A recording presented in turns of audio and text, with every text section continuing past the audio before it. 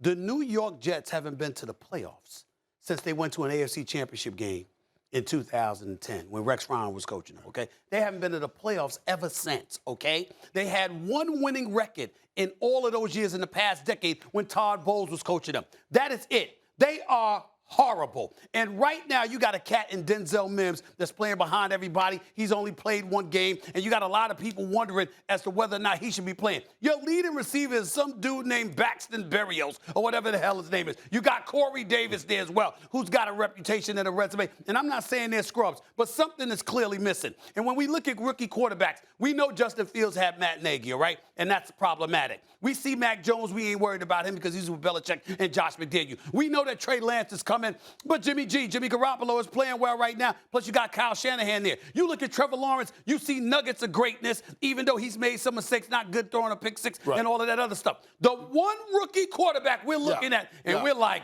damn, there's nothing that looks good about him is Zach Wilson. And it's really not his fault because it's about culture. And you got a defensive guy in Robert Salah who I'm trying to have some faith in and what have you, but I see no evidence that you know what's going on offensively. And who's your offensive coordinator? We got Matt LaFleur in Green Bay. We got Mike LaFleur in New York with the New York Jets. I don't know. Maybe that's got something to do with it. You see, life without Aaron Rodgers, we'll see what Matt LaFleur will do down the line. In the case of the New York Giants, you got Joe Judge, who I like. And I saw the Giants improving last year as each game progressed. This year, you come into the season, we got to look at Dave Gettleman because we're looking at the pieces around. Daniel Jones, we want to sit up there and crucify him. He hasn't been playing that bad over the last couple of weeks. He's been flinging the football. We know Galladay can ball. We know what Saquon Barkley can do. But somehow, some way, the New York Giants, who've only had one playoff appearance since 2011 or whatever,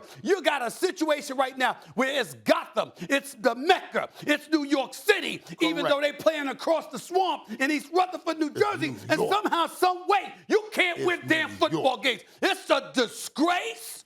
It's embarrassing. Look, I know First Take's number one in the mornings. You know, we do what we do. But the reality of the situation is, you know, it's a damn shame when the show First Take is more entertaining to watch than the Giants and the Jets football team. And that's where we are. And it's a damn shame. And the Jets, let me tell you something, man, how hard it is to turn around a losing organization like that. Whenever things start going poorly, the mindset gets to, here we go again. To root that out is so difficult. It's so difficult. And you got to make the right moves. You got to get the right players that it means so much. Winning means so much to them that every time they lose a game, they go back to the facility and work out some more. Oh, yeah, they had some of those players like Jamal, but they let them go. They kicked them out, as a matter of fact. So don't tell me about that. I know what it's like. I had a 3-13 team, a 1-50. I know what that's like and turning that around. Now, my issue with the Giants. Last year, I tweeted it when Dallas lost that game in Philly. And they started talking about, I can't believe Dallas letting go, like they're playing hard. Oh, they're just going to throw the game, as if Dallas owes them a favor. And I said, shut up. Feel the pain of missing the playoffs and then go and correct it and fix it this offseason so when you come back this season, you'll show up and make sure you leave it in your own hands. And what did they do? They came back with a 0-3. A 0-3. So that tells me you didn't put the right blame where you need to put the blame on Which is where? On themselves. Jason Garrett. You know Jason Garrett there's no pretty doubt. well. Let me tell you something. There's no real, I don't know if you ask me what's the identity of the team. I don't know. What are you trying to do? What is that offense trying to do? I like the head coach. Yeah. I like him. He's a disciplinary. He knows order. I like that. But he doesn't have the right people on a football team to win right now. I understand that, but I also have to hold him accountable for not having the right coach because he made the grave mistake of contaminating himself with a former Cowboy. I mean, why would you bring somebody that was the head coach of the Cowboys to you as an offensive coordinator within the same division? You just said yourself that Daniel Jones is playing okay. So that's Coach Garrett right there with Daniel Jones. Really? Now, Galladay hadn't been totally healthy. Sterling Shepard has been your leading receiver, and then he gets banged up. You know what I mean? So you can't say, Oh, you gonna put it all on Jason Garrett? I'm not putting it all on Jason him. Garrett, I'm not putting it all on him. I'm just saying, you couldn't get somebody else to do the job that he's doing. Why bring a Cowboy over within the same division? What's that going to do for you? And the Giants lose a game. Let me tell you something. They lose a game in which they were honoring one of their greatest Giants, in Eli Manning. Yeah. Yes. Eli Manning right there, the man.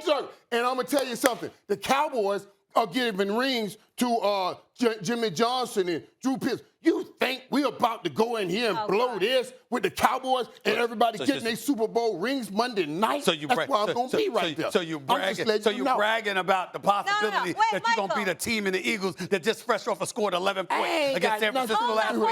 Hold up, playmaker. We're not to your team yet because you can evaluate quarterbacks, so I want to know this. So if Daniel Dimes had a real offensive coordinator, a real offensive line, the right weapons around him, how high is his ceiling? Like, what type of quarterback can he actually be in the NFL? First of all, now you talking about putting the right kind of players around Daniel. I think the system, because this system, I think, fits his skill set. This system is a timing system. I know I won Super Bowls in this system. You drop back and get rid of the ball. Now, you need those kinds of players. And I know for a fact they went after Allen Robinson because I think he's that kind of player. And he's always on the football field. If you want him to develop, you want Daniel Jones to develop, you need those guys around him always on the football field. I do think the system fits his skill set. You also need him to hold on to the football. Listen, he came in last week, not this past week, but last week, he came in having 40 turnovers and 18 fumbles since 2019. No doubt. Okay? No doubt. So don't gloss over that. And Daniel Jones is not a bad quarterback. It's where they picked him now and what's expected from him. That's a difficult thing for him in this situation. Okay, I'll give you that. Thanks for watching ESPN on YouTube. For live streaming sports and premium content, subscribe to ESPN+.